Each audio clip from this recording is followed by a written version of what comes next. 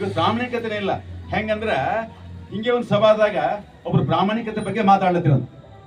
ಪ್ರಾಮಾಣಿಕತೆ ಬಗ್ಗೆ ಮಾತಾಡ್ತಾ ಆಡ್ತಾ ಆಡ್ತಾ ಕೊನಿ ಬಂದಿತ್ತಂತ.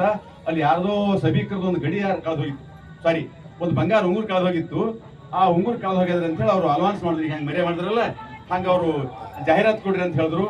ಆವಾಗ ಪ್ರವಚನ ಮಾಡ್ತಕ್ಕಂಥ ಗುರುಗಳು, ನೋಡ್ರಿಪ್ಪ ಯಾರ್ದೋ ನಮ್ಮ ಸಭಿಕರದ್ದು ಉಂಗುರ್ ಕಳೆದು ಹೋಗ್ಯದ, ದಯವಿಟ್ಟು ಯಾರಿಗೆ ಸಿಕ್ಕದ ಪ್ರಾಮಾಣಿಕತೆಯಿಂದ ತಂದು ಕೊಡ್ರಿ ಅಂದ.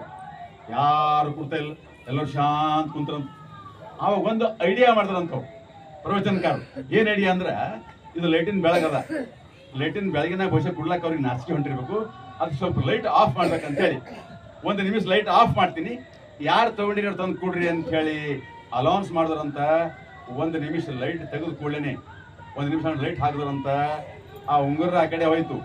ಅವ್ರ ಟೇಬಲ್ ಮೇಲೆ ಇಟ್ಕೊಂಡೇನು, ಘಡಿ ಇಟ್ಕೊಂಡೇನು ಭಾಷಣ ಮಾಡತ್ತಿರು, ಅವ್ರ ಘಡಿ ಹೋಗಿತ್ತ.